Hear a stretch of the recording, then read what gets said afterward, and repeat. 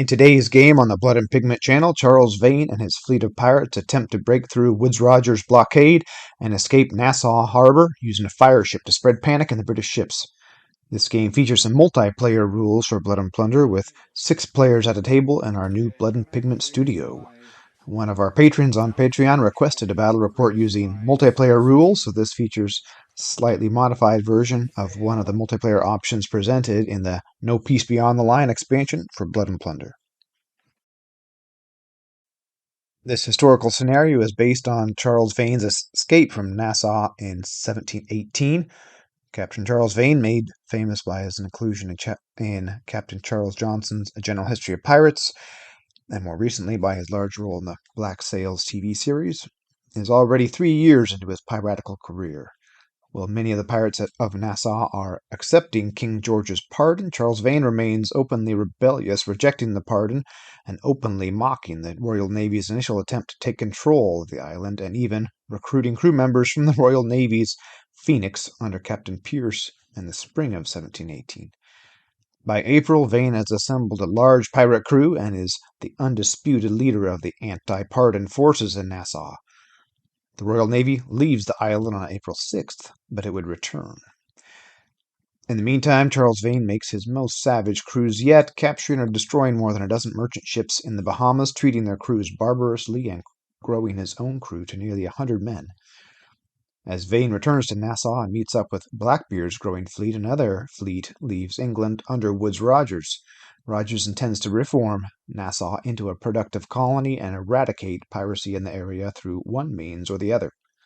To help enforce this plan, Rogers is accompanied by 3 Royal Navy ships: the 5th-rate HMS Milford, 30 guns, 6th-rate HMS Rose, 20 guns, and the sloop of war Shark, 10 guns. When Rogers' fleet arrives at Nassau, it anchors just outside the harbor, since it lacked the pilots to guide it through the shallow channel. But Charles Vane wasn't ready to quit his pirating career yet. He fired his flagship's chaser cannons at the foremost British ship as a warning shot. Under a flag of truce, Captain Whitney of the Rose sent his lieutenant into the harbor to negotiate with the pirates and know the reason for the pirates' hostility. The meeting did not go well, and Whitney recorded that Vane would use his utmost endeavor to burn us and all the vessels in the harbor. Vane sent a letter back to Governor Woodes Rogers. July 24th, 1718.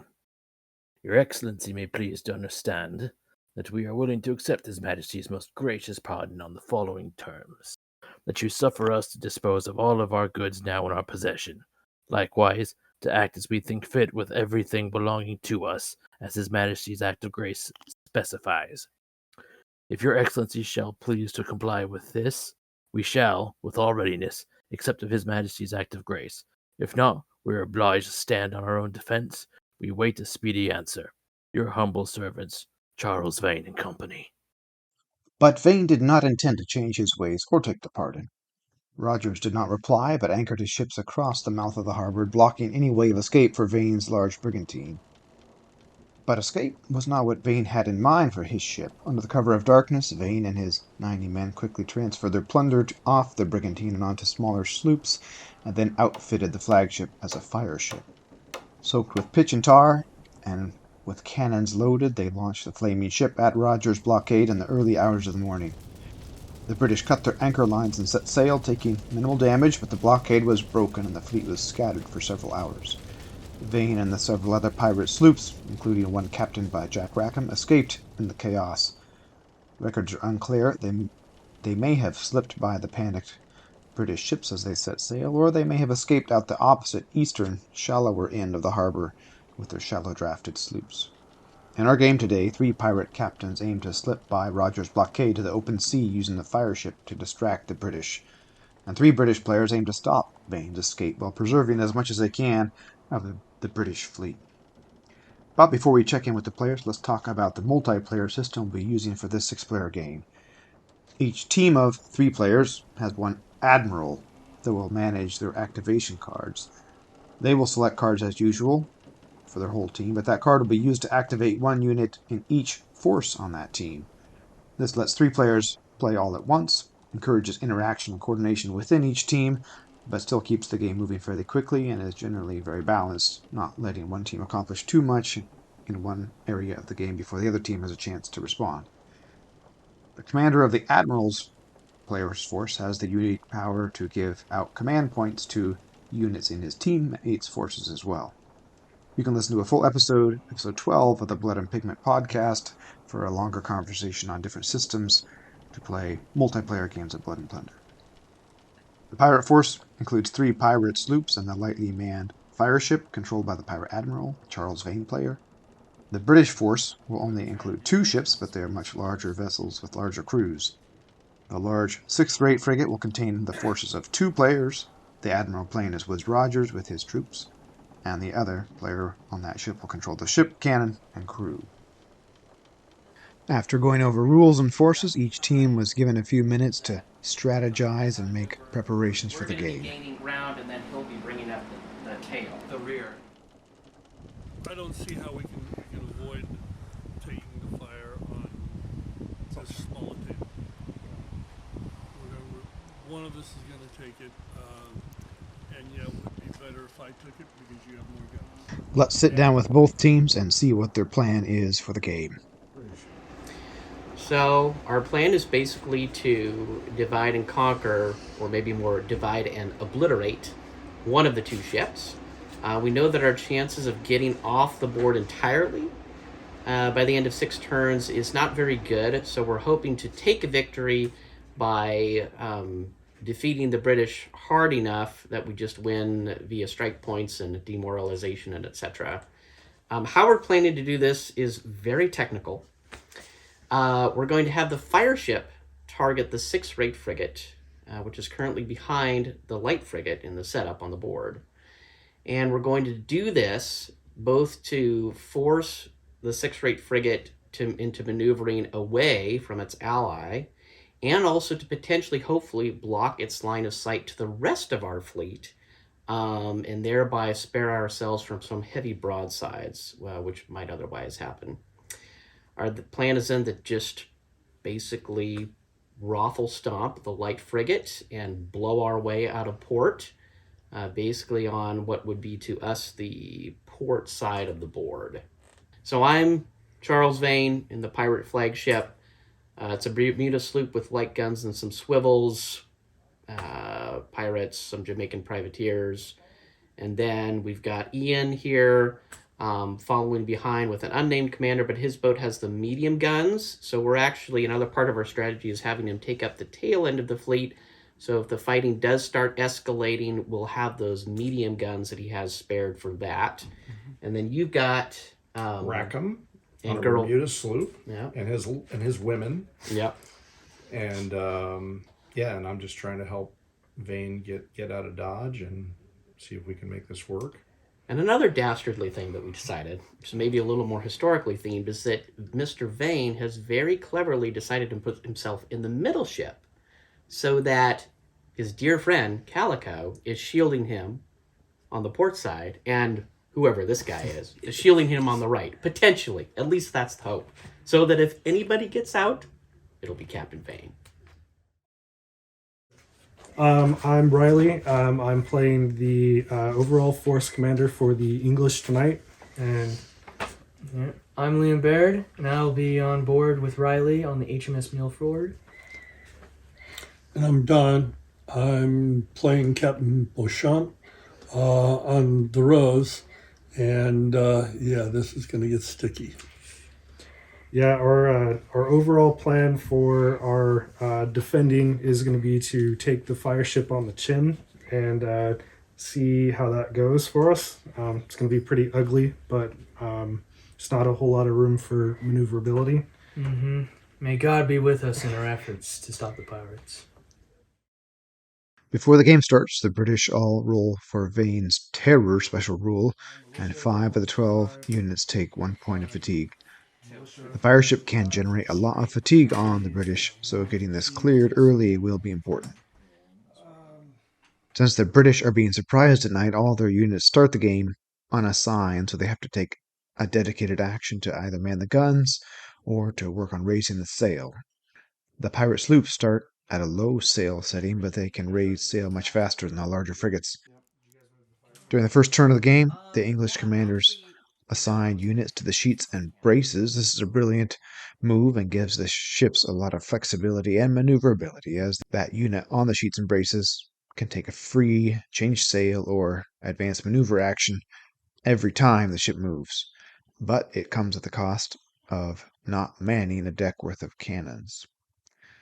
Over the course of the first turn, both British ships get underway, and the pirate ships start to close the distance, bringing the terrifying Fireship closer to its targets. The British fire one deck of guns into the Fireship's rigging using chain shot, causing 3 damage, and one very fortunate lucky hit that slows the ship by 1 inch each move. With important choices made in setup and the sailing during the first turn, the second turn will prove if those choices were effective or not. The pirates draw an event going into turn 2, and it triggers a wind and weather change. The wind speed moves down 1 inch, and it starts to rain. The low wind speed slows all ships, which helps the British have more time to shoot at the incoming Fireship and hinders the pirates getting off the board. The light rain makes every unit that shoots get an extra reload marker unless they're under a roof. This is also bad for the pirates, while most of the British cannons are on lower decks and sheltered. Utilizing their crews on the sheets and braces, the British players carefully anchor their slow-moving ships to make sure that each deck of cannons has a good shot on the now slow-moving Fireship. But the pirate sloops are well shielded from the heaviest firepower of the 6th rate by the Fireship. Well, the chain shot starts to take a toll on the Fireship's rigging. The well-armed pirate sloops focus fire on Dawn's light frigate with their swivel guns and muskets. The crew begins to suffer and take heavy casualties. Laser of truth, So point you're my not- cannon straight. Yeah, get a You shot gotta- on that Outside ship. the arc. I would of fire. activate another unit, Don, and then wait till the next move, and then you could shoot Yeah. those guys. Where's my all the activation tokens? Well, I think Halfway we use through them the all. second turn, the English call a timeout for another private meeting. The next few activations are going to be key for their strategy.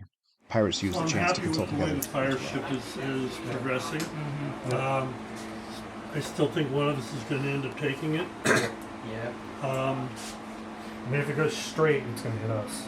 To tilt it, it might hit you and us. I'm going to Well, take one more nail, well, what's and that'll give me another 3 inches move. Then I'm going to stop. So first activation, I'll let it move. Second activation, I'll go to my captain and I'll like nix the whole show. Try and drop anchor, and then my plan is I'll be able to block everything on this side. I will probably take borders. That one will try to sneak past you that far edge, which So it'll probably go. I'm moving. When I turn, it's going to go like this, and there's no more table over here. Okay. Oh, you're still going. Okay. Yeah. what I think it. So what I So think. it's going to channel everybody in here. It will channel everybody between Yeah. my stern and your bow, and that's going to, and then it's just a thing of, will I be able to drift?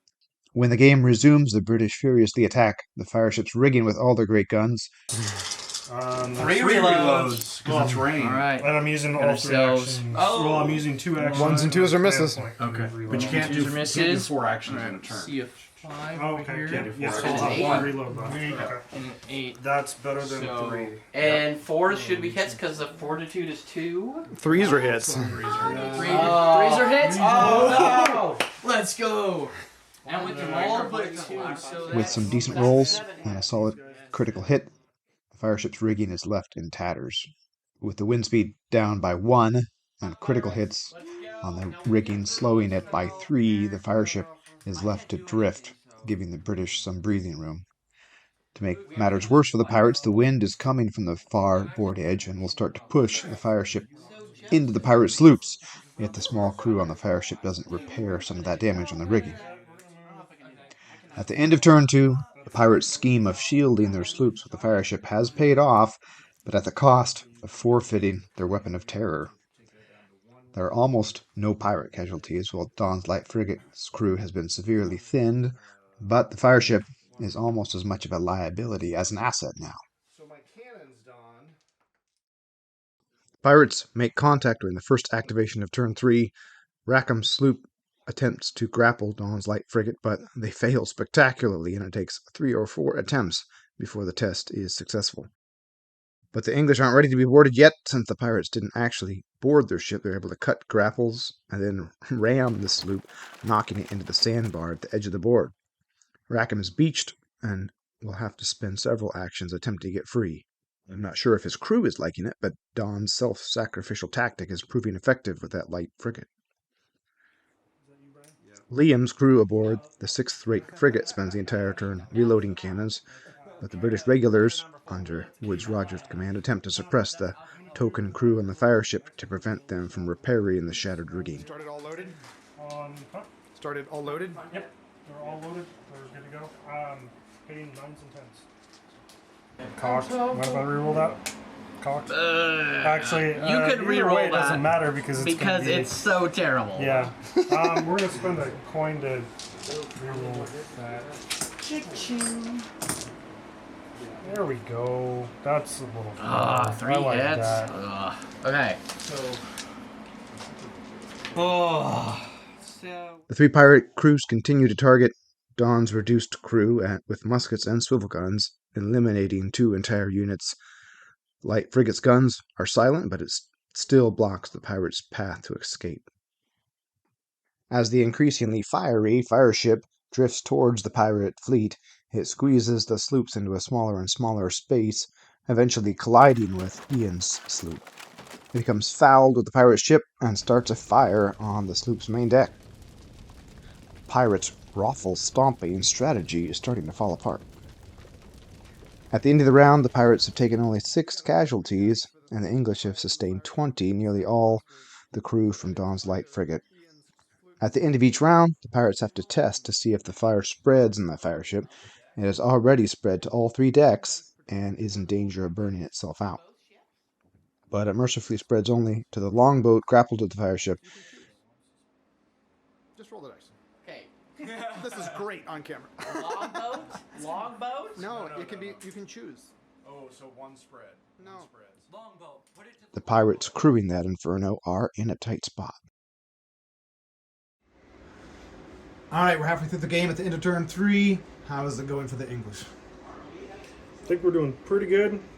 We've got the pirates bottleneck against a shoal and another big ship, and then we have our 6th rate hitting anybody that's visible, and I think we got them in a pretty good spot. So It went as planned. We wanted to make a bottleneck. We were hoping that they would hit my ship. One of the 2 were going to get toasted, and it's better that the smaller ship in the fleet takes the hit instead of the big ship. So one is planned. They're not getting off the board. I'll get to do a little more damage, and then I'll probably get slicked, and then the first rate can just pound them. yeah, and the Fireship, we managed to put the brakes on the Fireship. Tell us about that. How do you do that? How did we do that? We just constantly hit hit the rigging. sheets We and got shrouds over and over with grape until we Or chain shot. with chain until we reduced their speed to 0.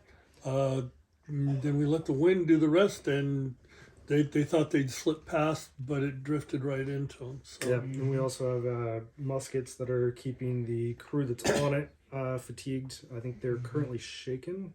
And Shaken, no, Yeah, not and prone. their deck is burning as Yeah. well. So I think we got them in a pretty good spot. So what are you going to do next 3 turns? I'm going to Disneyland. Oh no, that's the other. They're gonna pull sails, drop anchor, and keep shooting them until there's nothing left to shoot. Hold them where they Pretty are. much. Clean out Nassau. Yep. Pirate field. All right, with the end of turn 3, how are the pirates doing? Damn, we're in a tight spot. So, our fire ship is turned against us. I think our only way out is to board the light frigate and kill enough British that they walk away. And that's pretty much the end game. Our strategy has gone pretty well, except that I got beached, through some unwise choices. And yeah, the fire ship we thought was going to be more successful, and it's ended up kind of being affecting turning us onto fire more than the British. So that's been kind of so we'll see. This next turn will be pretty critical, I think, in terms of being able to get rid of Don's ship. So just for the record, we had a brief scare because Ian's ship was caught on fire by our own fire ship due to bumping. And fortunately, he was able to put that out. But Still entangled, though, right? We're in a tight spot. The British draw another event on turn 4 and get the Salty Dogs event that grants the sailors special rule to one other units of British regulars. The pirates desperately attempt to take control of the light frigate that's blocking their escape. Yes! We got him! Let's got go! 9. Right. Do it! Alright. Fry the dogs of war, or whatever the quote is in the original Klingon. I don't know. It's actually Shakespeare. I know. I'm activating I think my they were command making fun of the unit, and I'm communists in attempting the to grapple. 1980s. It was all satire. How many 3s are you rolling? Oh my god! Man.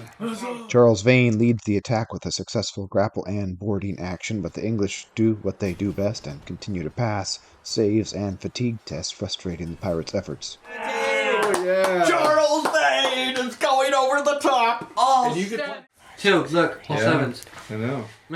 As the British flagship edges around the fire ship, it starts sending grape shot into the pirate sloops. 12 to 15 dice at a time with grape shot starts to really put some pain on the pirate crews for the first time in this game. 15 dice. 10, 9, What are you hitting on? 7. I think it was 6. 6 plus. If they start at 4 and plus 1 for every orange. Oh my gosh. Okay. So 1, 2, 3, 4, 5, 6, 7, 8. 8 fouls. 7 misses. 4 on prone. Ian is able to successfully make the repair test to disentangle the fire ship from his sloop, and the fire ship crew is able to repair 1 tier of damage on the sail, so they again regain control of the ship, but it's still only moving at 1 inch per move. And the entire ship is engulfed in flames, putting fatigue on the fire ship crew. In a final broadside of the turn, the British hit the fire ship with solid shot, giving it a leak critical damage.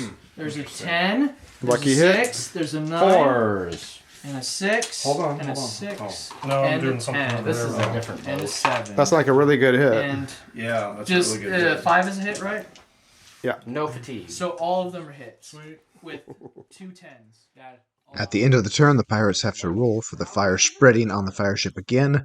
With all decks on fire and the longboat on fire, there is no place for the fire to go. If it spreads again, it will destroy the ship. So I think if I get... Well, wait, so I got the 3 decks for the brigade and the longboat attached. Do I roll 4 dice? If any of them spread, everything dies. What? Leak. A 10! Wow. So... So that's gone. Everything's gone. The brigantine is gone. Let's go! Yeah! Actually, it might be better for the pirates than you. I was gonna say. Oh, you're right. At the end of turn 4, the pirates have 6 total strike points to the English 3.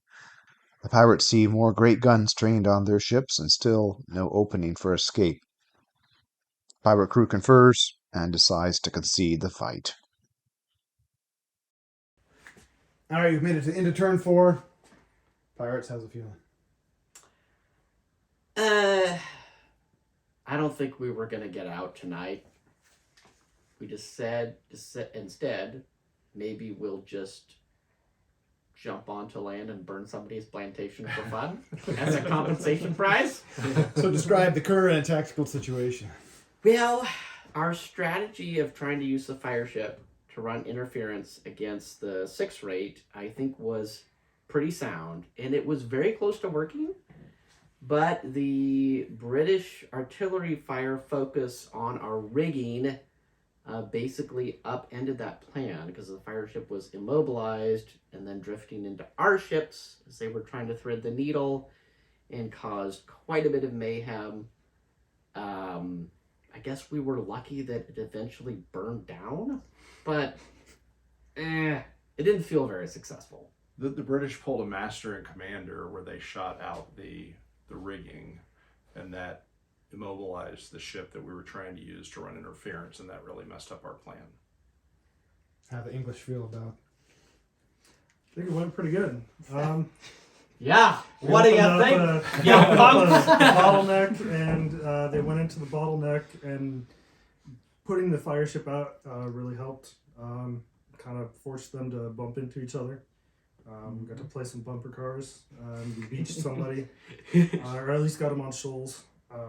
So I think that put us in a pretty good spot.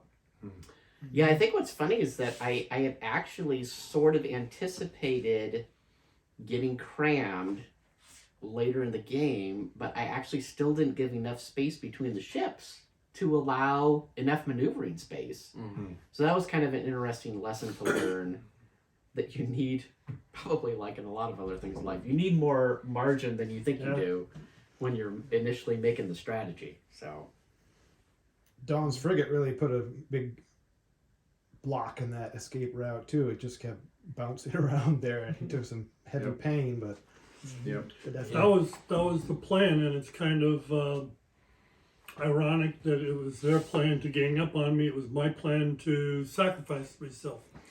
So I did win-win. Perfect. Well, well played. Well played. That's the first time the Fireship has never actually made contact with it. I guess it made contact with a ship, but not an enemy ship. it made actually several contacts with the same ship. Well played. Thank you for joining us for this epic multiplayer game. You can find the forces and commanders we used for this battle in the Raise the Black expansion for Blood Plunder. You can find the multiplayer rules in the No Peace Beyond the Line expansion, and you can find great historical narratives of this era and this event in particular in either Colin Woodard's Republic of Pirates or Angus Constam's Pirate Menace. If you're new to Blood and Plunder, check out Firelock Games' website and our flagship blog, bloodandpigment.com, where you can find intro articles and regularly published content. Thanks for watching. Yarhar.